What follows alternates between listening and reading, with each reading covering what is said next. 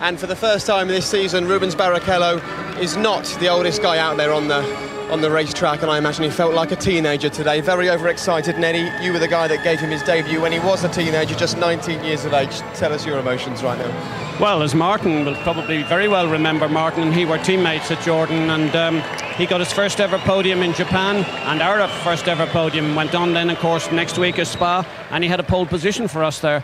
So don't rule out Rubens. That was a mighty performance this weekend. I think he was very strong, very calm before the race. He allowed the Curse cars get away, and he had it all up in his head how he was going to do it, and he did it brilliantly. And 5 years since his last win, but I imagine the 10 races this season, knowing he's got a championship winning car under him, probably felt as long as those 5 years.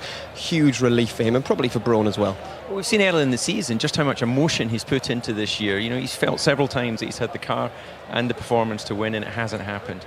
Finally, he's got the victory. He's put himself back in the championship hunt, and I actually felt a great deal of emotion seeing him up there. You know, he must just be absolutely delighted after 5 years. Absolutely, emotional driver, emotional pit lane. You won't find a more popular winner in Formula One at the moment than Rubens Barrichello, but I imagine the emotions of Martin Whitmarsh will be a little bit different. His driver was up there, but really should have been on the top step, shouldn't he? Let's see what Martin has to say. Well, Martin, it appears from the outside that you lost that race due to what should have been a routine pit stop. Can you explain what happened, please? I don't think it appears that at all. I think it was clear that we weren't as quick in the race as we should have been. Rubens was running quite a lot longer than us, and we had to open a bigger gap. We tried and pushed so we could try and get an extra lap. That made our call late, and we didn't get the tyres out on time. It probably cost us 2 seconds, but didn't affect the outcome of the race. The fact is, we didn't have the race pace today to win. So we pushed it. We're there to try and not get second, try and push it to the absolute limit. We monitor the fuel flow, and we were trying to get that extra lap. And in doing that, it cost us a couple seconds. Had we come in without the couple second delay, it wouldn't have made any difference to the outcome. So, the fact is, we weren't quick enough in race pace here. But I don't understand. How come the guys who were already in the pit box manning the wheel nuts knew that he was coming in good time, but the guys with the tyres didn't? No, they didn't. At that time, we had both cars that were heading for lap 30. Well, in fact, this was meant to come in on lap 37. We were trying to extend him to 38, which meant we would have swapped the order. But at the time, we had Heikki, who was racing Kimi. We had Lewis, who was racing Barrichello.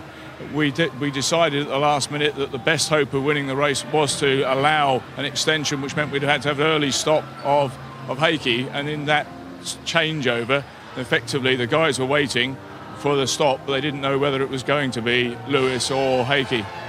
So you say, it could have happened any time, and would you not then put it down to an operational error? Oh no, I think to have a car arrive and not have the tyres there is an operational error, but it was a consequence of the circumstance. We were pushing hard to have the tyres there, but had the tyres been ready, it wouldn't have changed the outcome.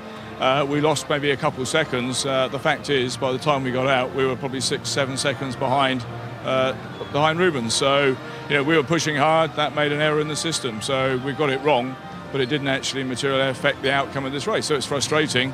It's tough, but that's what happens when you're pushing everything as hard as you can. We've got to have a car that's quicker in the race, and then you can make sure you win the races, and the strategy's easy.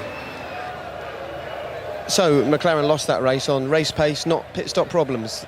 Do you agree with that, Eddie? Not where I was sitting. It was a pit stop error from me, clear as daylight, and Martin can talk his way as long as he wants, and I know we have a good accord at the moment, but I'm sorry, the team made a fundamental error. The tyres weren't out, caused consternation. The driver is upset because he knows things aren't there. It's all about psychology. And also another psychological problem was telling him about the brakes. His times got slower. It was a catastrophic mistake in my view. We mentioned before the race that Rubens Barrichello did have the quickest car out there, so maybe that's Martin's point. But let's get Ross Brawn in. Ross, who is checking texts on his mobile phone. Is that the congratulatory messages coming in, is it? I was looking for the cricket score. Do you know what it is? No, but I'm sure we can get it to you. You've had other things on your mind, and the magic voice tells me 2-2-1 for 4, so you can digest that. Not too bad. While you talk to us about Rubens Barrichello's race today. An emotional season for him, at times a difficult season. Tell us how you feel. Well, it's just a sensational performance. I mean, we've had these races where Rubens was very good in qualifying, and it hasn't quite come together in the race, but today he was perfect. And he pushed exactly where he needed to. He kept the gaps exactly what he wanted. And then when we got on the radio and said you had to push, then the little red lights came up. So it was just a fantastic performance. Yeah, you said on the radio there it was just like the good old days. So yes, it was a classic, probably one of his best races, I think. does that give you problems now with only 18 points between your drivers in the championship? Not really. I think there's not much we could have done today. We'll have to see what happens at the end. It was frustrating with Jensen. I think when we look back, maybe we should have been more aggressive in the strategy to put our guys at the front, because he got bogged down in a lot of traffic and he had a quick car he couldn't do anything with. They worked for Rubens, didn't work for Jensen. Ross, we both worked with Ruby for a very long time, both of us, and we know how emotional he gets. Could I possibly ask you how big an influence on today's performance was your discussion with him after the outburst at the previous race, where he was without doubt out of order, and I know you'd have had a strong word with him? Well, we settled things, and I understood his frustration. He understood how the team felt about what he said, and we put it behind us, and it was great today. So it was... Was that his way of saying thank you to you? Maybe.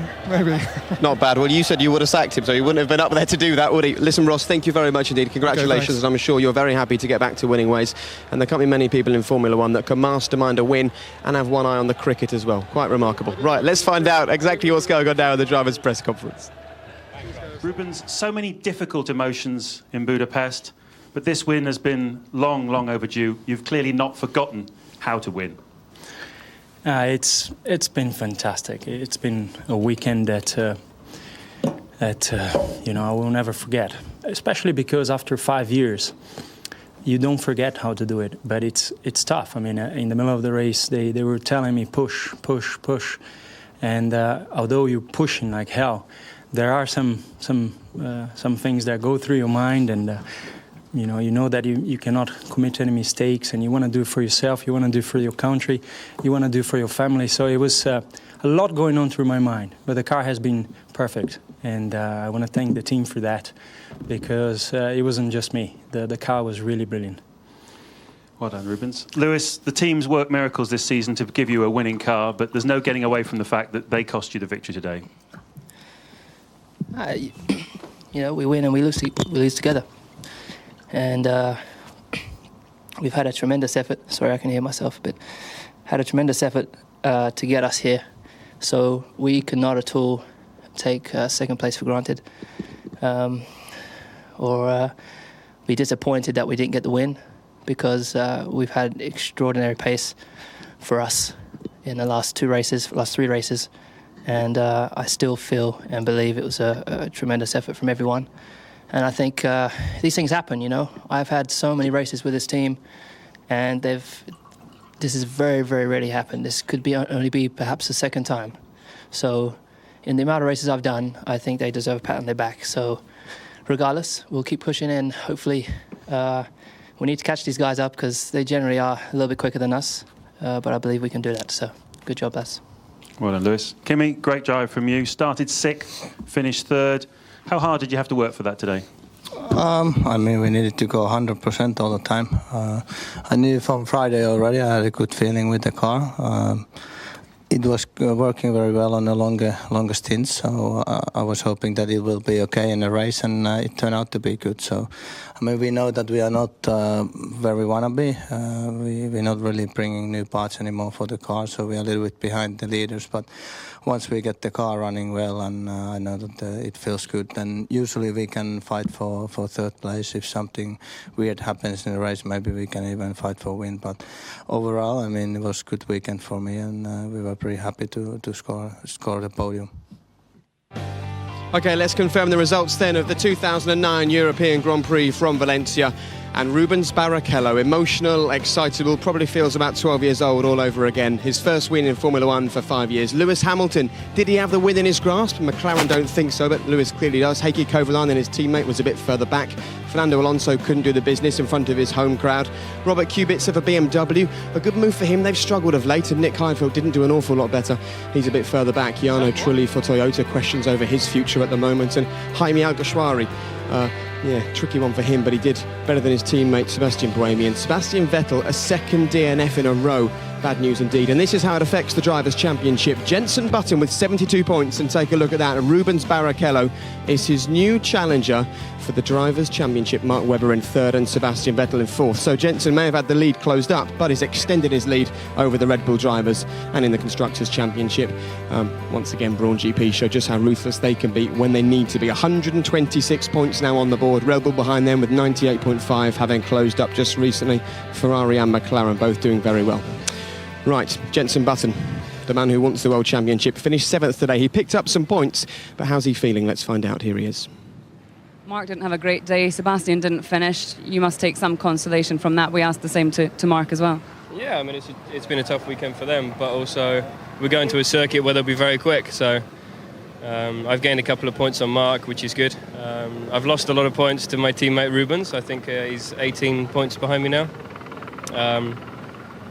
Still a big gap, so it's not too bad, but it seems that people behind are jockeying for position behind, and sooner or later they're going to start closing if I don't do something about it. So go to Spa positive and ready to have a good weekend. We've got to do a lot of work on Friday to make sure our car's good in the cold conditions. I think we know what we're doing, and qualify it well, and if we qualify it well we can have a good race. But the problem is when you get stuck in the pack and one thing happens and it just one thing happens and lifting because of Vettel, and then people just keep coming by and you can't do anything about it because you just don't have the speed. And just finally, you came here on Friday pretty positive. Do you leave here on Sunday thinking this is one race that should have been yours? No. Rubens did a great job this weekend, and Rubens deserves a victory for sure. It's been a long time for him, sort of 5 years, and I'm happy for him. For sure I would rather be on top of the podium, but I'm not.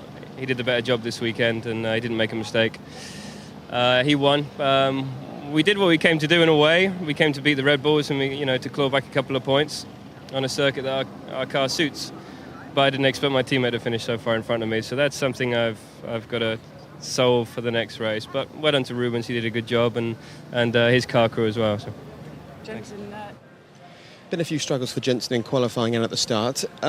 We all thought he was feeling the pressure. How will he be feeling now, knowing that it's his teammate who's challenging him for the world title? Well, I think he'll feel a bit more comfortable because within the team he's going to have the benefit of obviously the team management wanting to make sure one of the drivers wins the championship. So yeah, a little bit of pressure, but better to have it from within. Okay, Eddie, David, thank you both very much. Next stop for us is Spa. We go there in 7 days' time. Don't forget you can see build up to that on the red button. All you need to do is press red from Friday morning for free practice. And if you'd like to press red right now, we'd love you to. We're off to the F1 forum. We're going to be inside Red Bull discussing all the things from today's race. F1bbc.co.uk. So, Jenson Button's lead has been cut, but there's now just 6 races separating him from being the world champion. It's getting close, but it's not over yet. And